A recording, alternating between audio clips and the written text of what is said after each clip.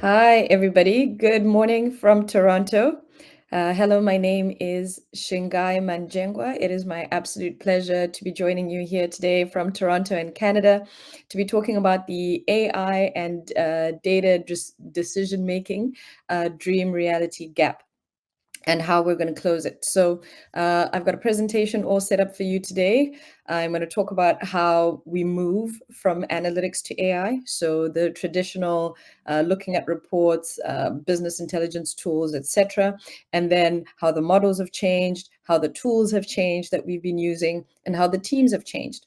And then we're going to talk about something critical when we try and do any kind of analytics or even any kind of AI, which is something called the objective function, the reason why we do analytics, the reason why we do business intelligence. And I'm going to talk about how to maximize that objective function, minimize it, and optimize it. And then lastly, we're going to get into the details of data-driven decision making. This term has been around for a very long time, but we're going to start talking about how this has changed because of AI. All right, so let's jump into it. So the story of analytics to AI is kind of my story, my professional story. I started my career in retail. And so I was analyzing point of sale data, right, for retailers and manufacturers. So anytime that you go to a supermarket, if you bought something and it had a barcode, then I would end up with all the data from the day's sales and the week sales or the month sales. And I would have to analyze that data on behalf of clients like Johnson & Johnson and Colgate, Wrigley Chewing Gum, Mars Pet Food, all kinds of manufacturing and retailer clients, including Walmart. So that's the work that I did and coming up with those insights and finding value from data. And I've been doing this since 2007, so it's been a very long time. But now we have AI. Along the path of my career, at some point, I ended up starting a company called Fireside Analytics that did data science education. Initially, I thought, well, I could just do data science consulting. If you have a data set, I'll look at it and I'll provide you with a report. But what ended up happening is that there was this demand for explanations. Shingai, how did you choose that model? Why did you make a decision to use linear regression for that particular analysis? So I ended up doing data science education. And actually, I came to Warsaw for the Wolf Summit for a pitch competition, and Fireside Analytics was a semi-finalist many years ago. But that was a wonderful experience to be able to do that with a startup. But still on the road to analytics, right? Because at that point, I was talking about teaching analytics. How do we do technical education effectively? Now, through Fireside Analytics, I ended up creating a number of courses, online courses. IBM Canada was a client, and the government of Canada was a client, and over 500,000 people have taken my online courses. So that was a really positive experience about how there was this demand for people who wanted to learn how to do analytics. How do you do analytics effectively? The next sort of spot on my journey in analytics, from analytics to AI, was that I did a master's in business analytics from New York University's Stern School of Business. So NYU had just launched this program in business analytics, and that was in 2014. And that was fantastic because it was an opportunity to really formalize my education. So I had been doing this work of analytics, but even my family didn't understand what I did for a living.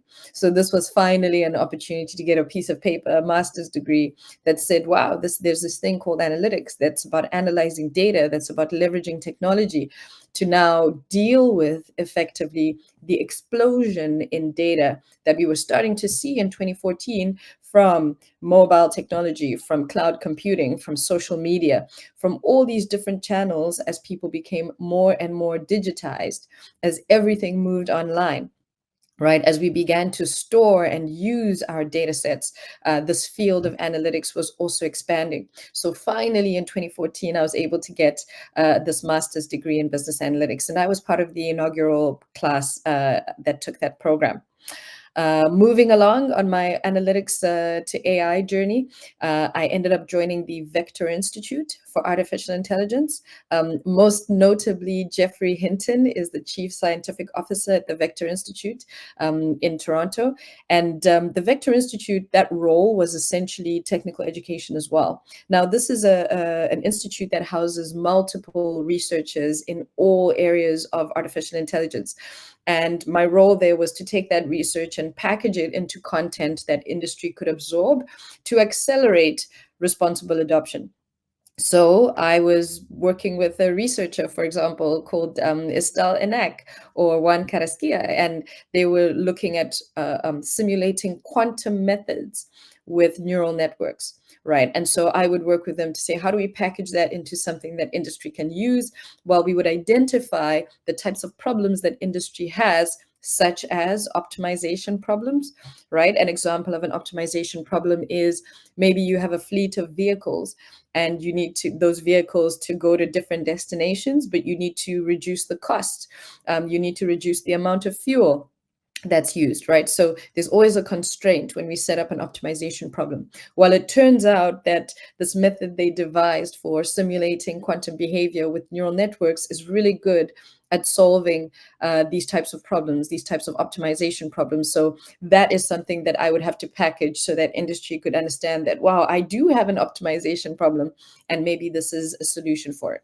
So that was starting to move from classic analytics, where we were looking at, traditional, charts and slides and decks and BI tools, to, wow, how do we use artificial intelligence to start solving business problems? Along my career journey, I also wrote a children's book called The Computer and the Cancelled Music Lessons, all about teaching young people how to solve problems with data. And in my more current role, right, what I'm doing right now is working with a startup called ChainML, so Chain Machine Learning. And we've got an open source platform called Council. I'm going to show you an example of that a little bit later. And we leverage agents and chains using large language models to perform a variety of tasks. And right now, we are very focused on the ability to talk to data, right? But I've got a whole slide on that, and we'll get to that in a moment. But I just wanted to share the slide so you can see my own journey has been from analytics to AI. And I've witnessed the dream of analytics, where business leaders were saying, Shingai, I need to maximize my value. How do I need this quarter to be good. Where can I find value for this quarter? Which subcategory do I need to focus on? Is it my supply chain? And looking at data and being able to find the answer. And what we're finding now is that absolutely we were able to do that, but artificial intelligence really brings that dream into reality. And we're going to see how in a moment. So from analytics to AI, something has changed. I mentioned I started my career a while ago, back in 2007. And I've noticed along that journey that the models have changed. When I started my career, we were looking at sort of this traditional screen. You had trend lines, you were doing forecasting, we were doing, sort of baseline versus incremental sales charts and other types of analyses, very typical. And your average executive would get a slide deck that had charts that looked like that, and they would have to interpret those charts and make sense of them in order to make data-driven decisions. Now, I don't want to take it for granted that we emphasize data-driven decisions for a reason. It's very important for us to make decisions that are rooted in the data, right? So it's not just the gut feeling. There were a number of incidents throughout my career where I witnessed executives who had made a decision that ended up being a bad financial decision or a bad business decision because it was their gut. One quick example I can share with you is I worked with a dairy manufacturer in my retail career, and they had delisted a dairy product. So I had been looking at the data and I was looking for opportunities for them to improve their, let's say, their quarter. And I noticed, wow, this dairy product is performing famously well in this region, but for some reason it drops off, right? It's been doing really well. The rate of growth is positive. We had a model for what does it look like when a product is taking off. And this product was absolutely on that trajectory. And then suddenly it disappeared from the data. So in a review with these executives, I said, this is your opportunity. If you follow the trajectory and you do the projections of where this product will go and the revenue it will bring in, this is the product to watch. and it was a sort of sour milk product. And the executives all looked around the room and they said, "Well, we don't drink that. Who drinks that? Like we listed the product. It's our product. We manufacture it, but." We looked around the table and none of us really drink that product. We don't use it, so we delisted it. That's a classic example of when executives use their gut. Or sometimes it's genuinely a lack of diversity around the table where you look around and you say, who drinks this? Who uses this product? And everybody says no. And then you make a decision to axe that product. But it turns out that this product had really, really positive sales and a good trajectory and was going to bring in quite a bit of revenue for the organization. So being able to show those models and being able to show the data, that was what was instrumental in changing their minds and getting them to relist the product. And the sales that we predicted absolutely came true, right? So that's an example of why being data driven is critical, because sometimes the decisions that we make are based on gut, they're ill-informed, and they just don't reflect the reality. But the models have changed. So even the way that we were doing that type of forecasting and those types of predictions, they're completely different. Now we have models that are so sophisticated, they can take a low resolution image and predict what the high resolution image would be. So that's me. And you can see this is some work done by researchers at Vector Institute. This particular work was by David Fleet. He's a Google researcher, a Google scholar. And he said, Shingai, can I use your photograph for something? And I said, okay. And it turns out they were doing this research where they can demonstrate that you move from a low resolution image and you can predict using neural networks what the high resolution version of that image would be. And it works splendidly. Right. So the models that we use have changed. We went from sort of basic rudimentary machine learning tools, and now we can use more sophisticated algorithms. Something else has changed, the tools. The tools have changed. Now, some of you might recognize the tools on the left-hand side of your screen. So starting at around 2007, it was filing cabinets, PDF documents, we printed things. And then at some point we moved over to disks, floppy disks, CDs, etc. In my lifetime, in my career, and don't be fooled by my youthful looks, I started in 2007 and we were absolutely using CDs to transport data from our service to a client service. Remember, at that point, cloud was new. The debate around cloud was fierce. People were saying, is it safe? Can we trust the cloud? If we put our data on the cloud, it's, something's going to happen. But then at some point, we had a few early adopters who started using the cloud, and conventional, traditional businesses that hadn't used it were starting to say, wait a minute, why am I paying insurance on this building?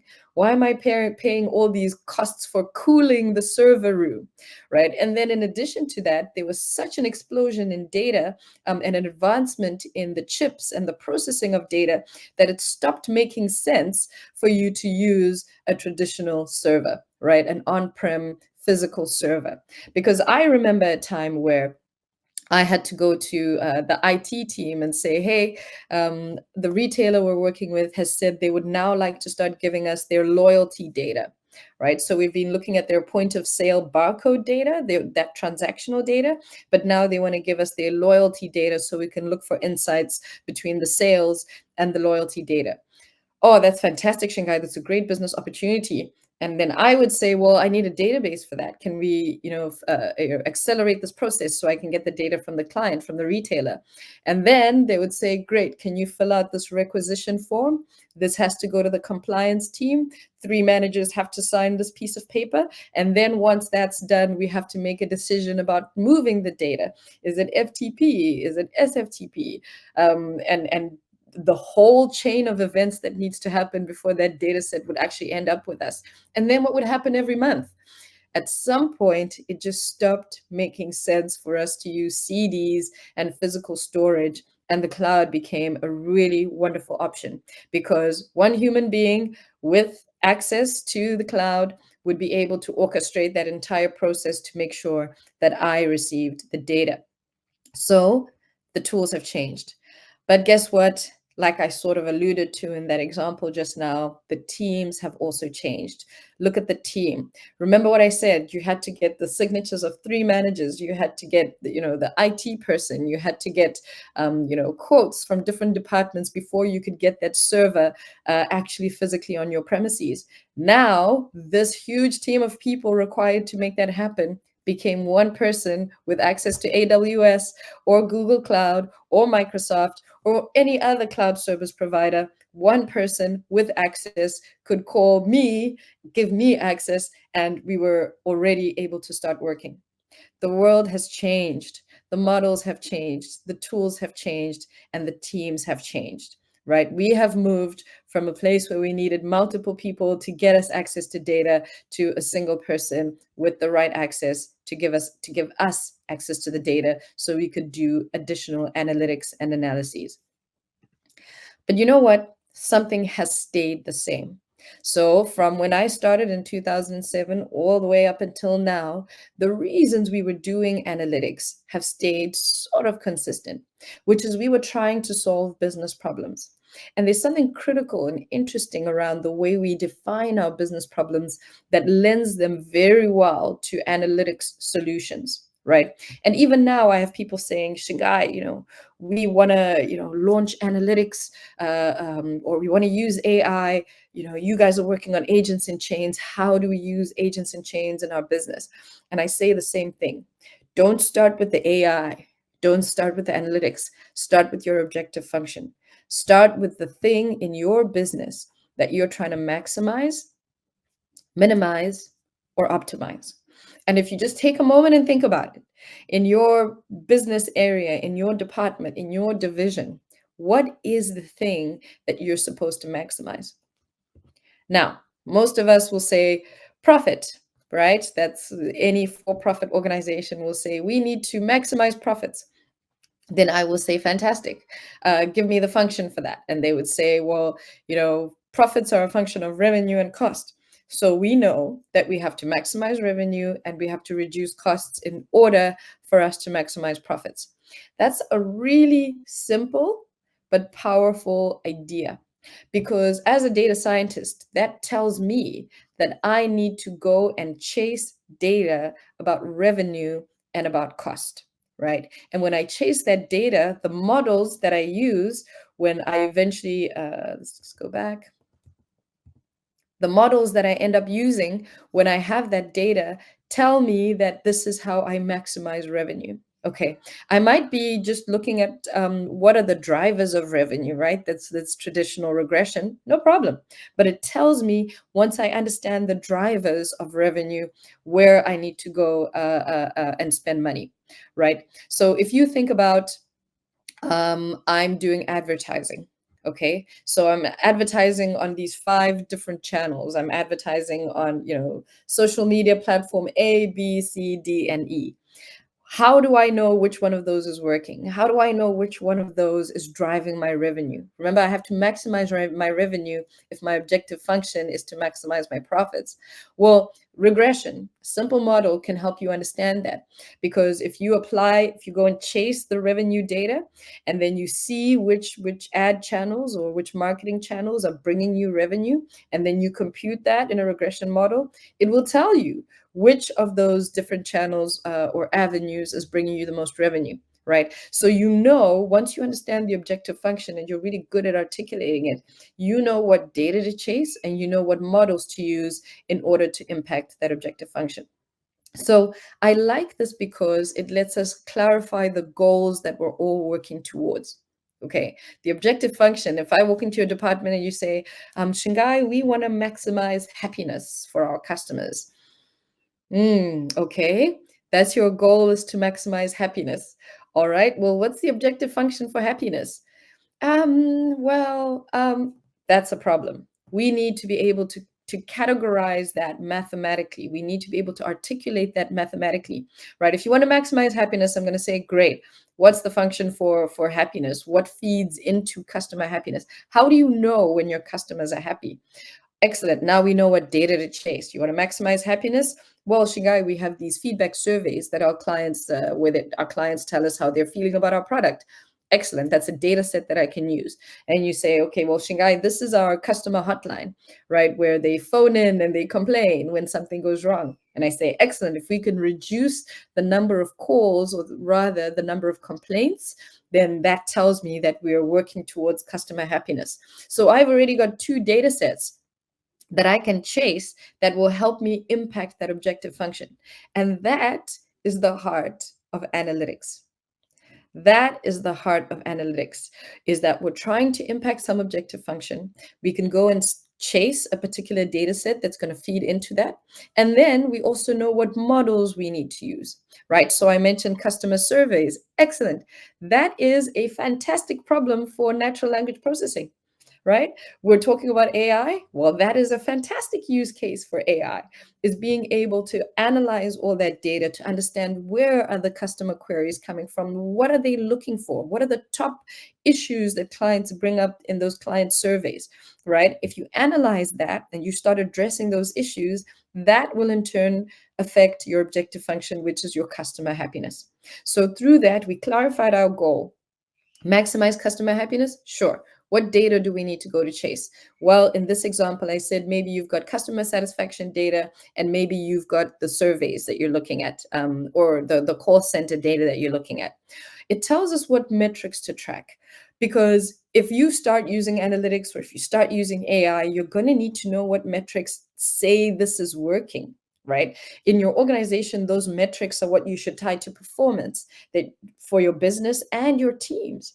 Because if the performance of the teams is not tied to those metrics, then what are we doing, right? You're going to have people who are running off doing different types of work and experiments, but it's not actually contributing to the one thing that you've told me is important to you. And in this instance, you've said it's customer happiness. I also like objective functions because they're mathematically intuitive. So in general, models are trying to maximize or minimize something. So we know which ones to apply, right? In regression, we're trying to minimize the least squared error, right? In neural networks, we're trying to find the local maxima, local minima, right? In clustering, we're trying to find the nearest neighbor to reduce the distance between neighbors. So mathematically, it's very intuitive for us to start thinking in this way, where we structure our business problems and objectives in terms of objective functions. Lastly, it's also a reflection of our values, right? You know, one of the things that I like to talk about is leadership and values when it comes to in the age of AI. Because when you start using artificial intelligence, more so than traditional analytics, it really is attaching a fire hose to whatever your business was about. Okay, you are attaching a fire hose. So it's gonna 1000x whatever it is that you were doing before. So make sure that your objective functions are aligned with your organizational values, right? A quick example is I mentioned that you might have a fleet of trucks and you want those trucks to go to a variety of different places and you want to minimize the costs. Well, excellent. If you then start using artificial intelligence to optimize those routes, sure, you might be able to reduce the amount of trips that you make, but you may also find that that lets you do more trips, right? And then what does that do for your emissions? So when you set your objective function, you have to also think down the pipe is that if you're very successful, if you do very well with your objective function, what might be the unintended consequences? Okay, I'll give you another example. If you're a streaming service and you say, okay, Shingai, we want to maximize viewership, we want to maximize the amount of time people spend watching our content. Well, if you attach artificial intelligence to that objective function and you are very successful at that objective, what does that mean for society? Right? Does this mean our children are watching your streaming service nonstop?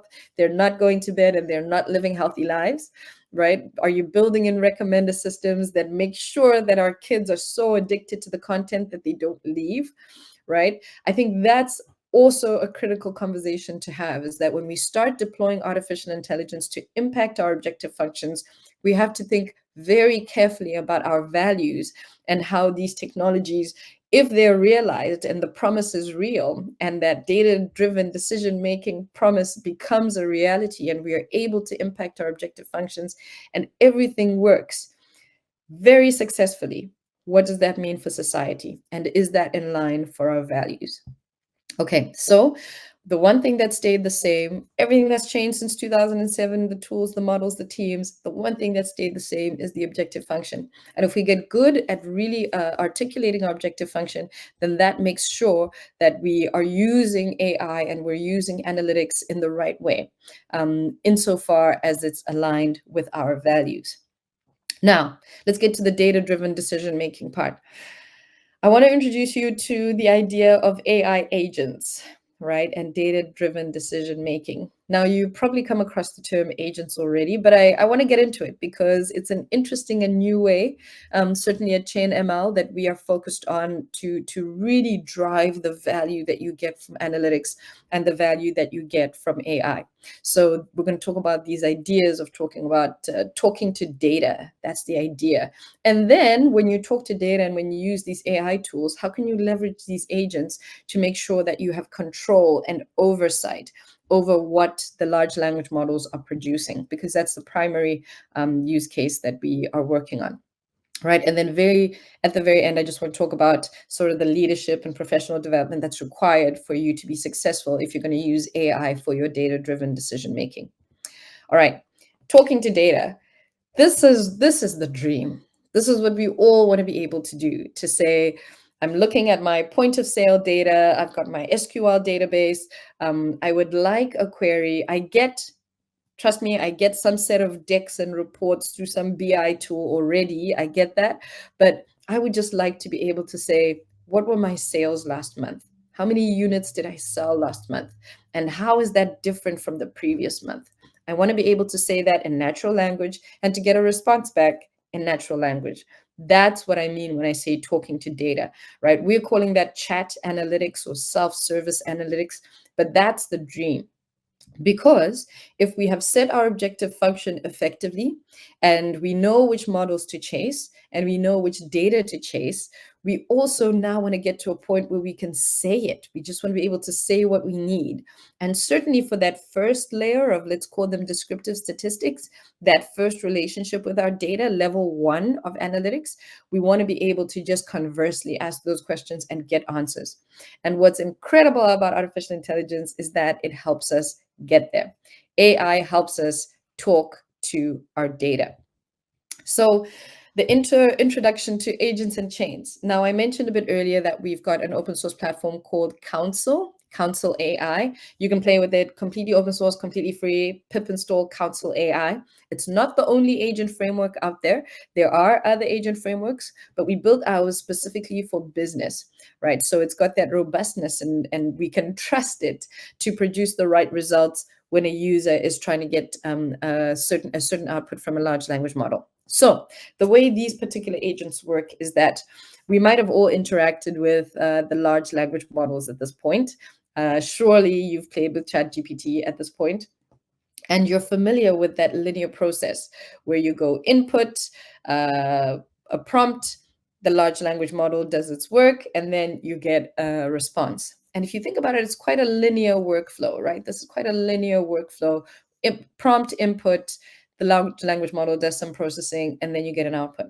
What we're proposing with Pip install Council AI, is that you can set up agents that allow you to interact, to have multiple interactions with the language model so that the response that you get is more orchestrated, right? So you don't have to do that heavy lifting with that first prompt where you put absolutely everything in the context. I want a report that looks at financial statements and refers to online content and is current and you end up with this monster prompt.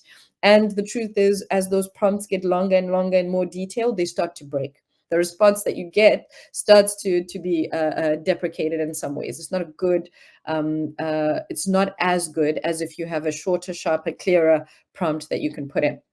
That's why we have a whole field that's emerged lately called prompt engineering, is that the way that you deal with those prompts, if you're smart about it, lets you interact with large language models in very smart ways. So what we propose with Council is this parallel or multiple interaction with the large language model, where you can set up different prompts and these individual prompts interact with the large language model. And then you have some sort of scoring method in between that makes sure, or orchestration method in between, that makes sure that the ultimate response that you get is more orchestrated and is coherent, right? So you've leveraged multiple different prompts, and at the end, you get a better result.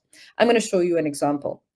I point this out, and I like this image because it highlights that you're playing with fire, right? Anytime that you interact with a large language model, extremely powerful tools, right, that allow us to now start analyzing language and harnessing the power of language.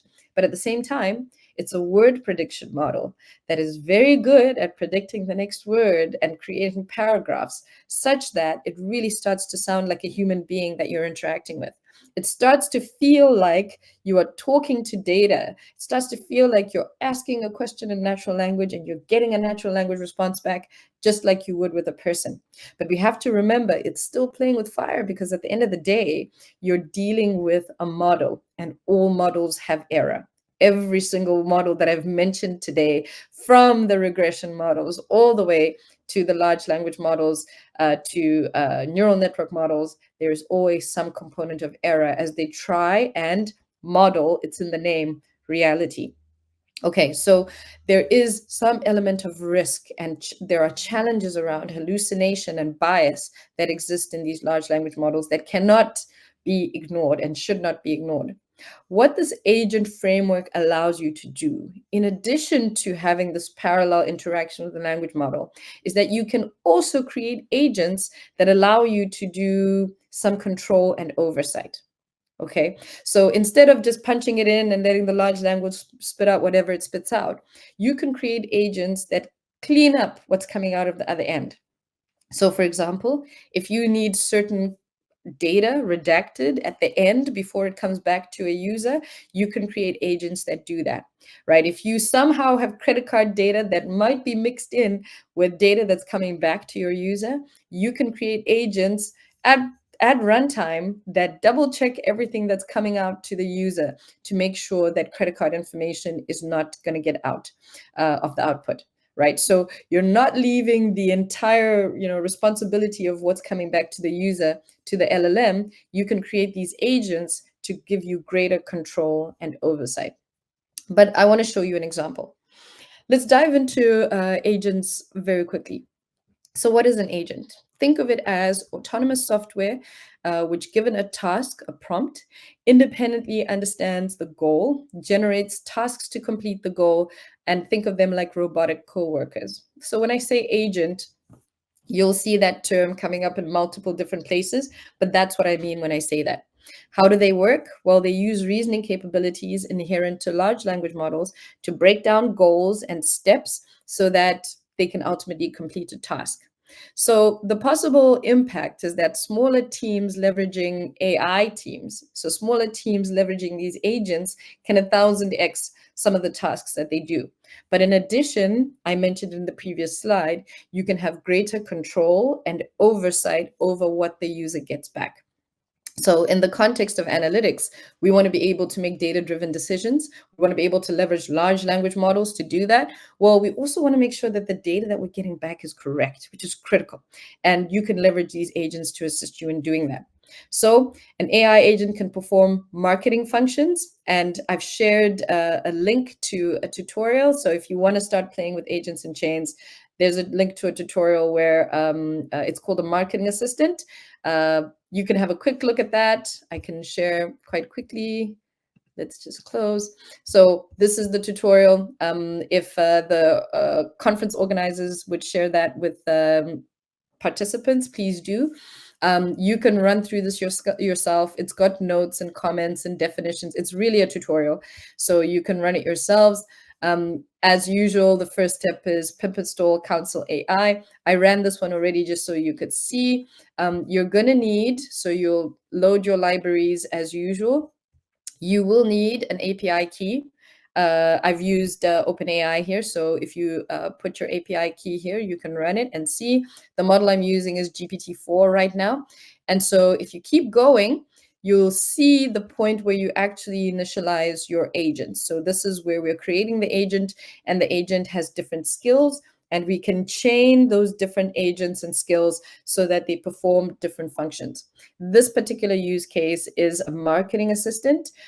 So I need this marketing assistant to, based on my initial prompt, this marketing assistant is going to look at different social media channels, which one, based on my prompt, is the right one to use, whether it's Twitter or X, whether it's LinkedIn or Discord. And it's going to make a decision about which of those is the right channel to use. And then it's also going to generate content, right? So this Twitter or X one responds to a prompt with a short, sarcastic, humorous post idea. Okay, so I've created these three skills for this marketing agent, this marketing assistant, so that all I have to do is put in one prompt and it's going to give me back that output. And if we run to the end, the results, the test prompt that I used was Positive Technologies Conference. Well, if you plug that in and you run it, you can actually end up with a really nice output. And just to fast forward to the end, here it is, a social media influencer with strong LinkedIn presence. This is the post that they've generated for us. Now, can you do this directly through ChatGPT? You could, but you lose that control and oversight and that orchestration that you're able to get at the end. Because what you didn't see here, and when you have time and you run it yourselves, is that if you look at how this tool processes, it actually does scoring. So it gives a score of 1, or which is a low score. That's why the post wasn't generated for Twitter or X. And it gives Discord 3, and LinkedIn ends up with the highest score. So there's actually a scoring mechanism that's built into this that lets you end up with the best result. Whereas when you do that traditional linear workflow, you end up with the result that you end up with. Right. So that's a simple marketing example just to get you going. If you've never worked with agents and chains before, then that's a good way for you to start tinkering with it. And all you need is an API key of your own so you can get started. So agents, you can start doing AI agents to perform marketing functions. Auto GPT to order pizza, that's an example that's already out there. Auto GPT to build websites. These are examples of different agents and how people are using them. And then the one that we're focused on at ChainML is using AI agents to enable self-service analytics. Right. There are some challenges, which I'll talk about in a moment, the cost and the guardrails to make sure that the behavior that you get from that agent is correct. So you've just seen the marketing assistant example. Please do try it when you have a moment, and you can tweet us. You can communicate with us on Discord. Our contact information is there if you have questions about the platform. It's open source, so please do give us feedback and let us know what you think. All right. The main use cases that we've seen around AI in general, though, are hyper-personalization. So the idea that you can have, drive a hyper-personalized experience, the user experiences that are tailored to your particular needs. We've also seen customer support, and I shared that example earlier, that if you have an inbox, you want to maximize happiness, and you have a place where people are submitting their complaints or queries, right, then you can analyze that. The idea of generated content. So that's the marketing assistant, generating tweets, social media posts, team technical documentation, all sorts of things that you can generate with the content, right? Generative AI models are very good at that. And then this area of self-service analytics. Now, the reason I have the slide is just so you can start to see our expectations as users. Your clients, your customers' expectations are all starting to change based on what they know these tools can do. Right? So your customers are expecting more customized experiences, right? They expect that on their birthday, they're going to get a message from your platform to say, happy birthday, Shingai, because the language models allow us to have more customized and personalized experiences, right? Customers will begin to expect immediate support and resolution. This idea that I'm waiting on the phone or waiting on hold, speaking to a chatbot that's not understanding my accent, that is a yesterday thing. If you're a current organization and a business leader looking at how to leverage the technologies, meet your customers' needs. And their immediate needs now are that they don't expect to wait. They expect immediate support. And why not?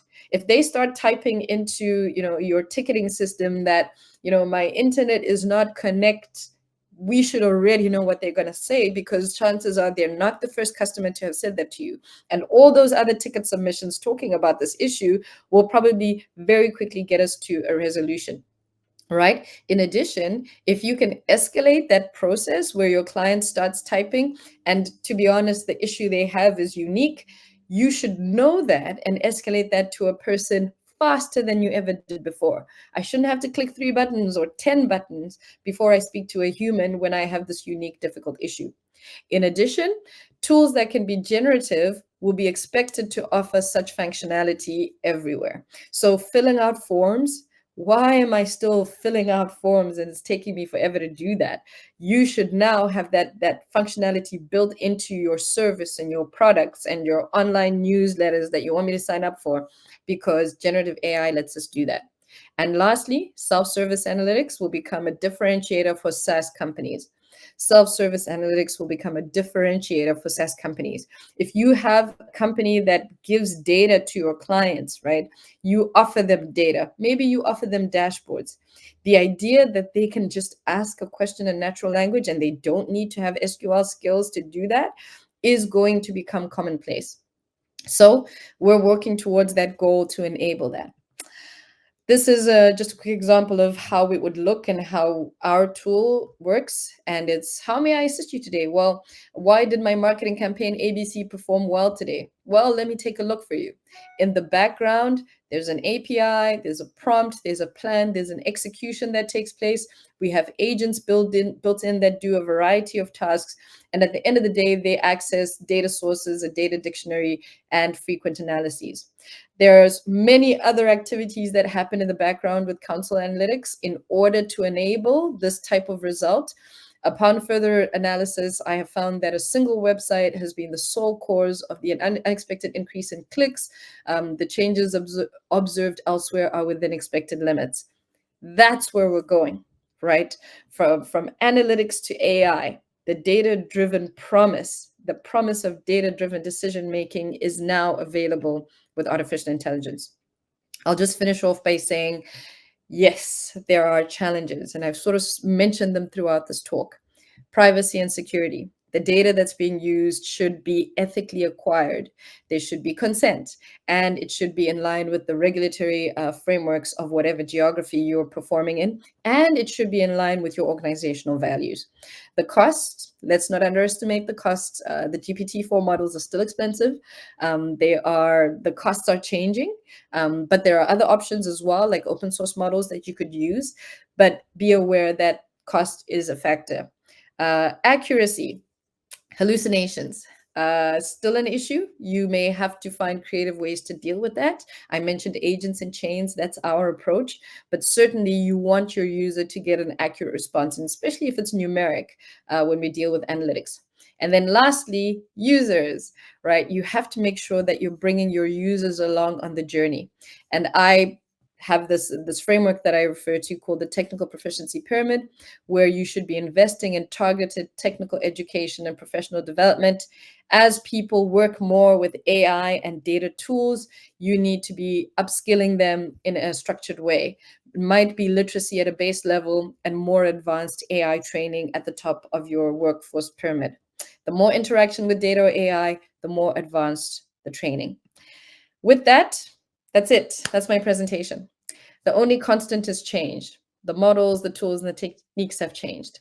Define AI initiatives according to your objective functions. That's the only way to make sure that these tools and the analytics and the AI are serving your business.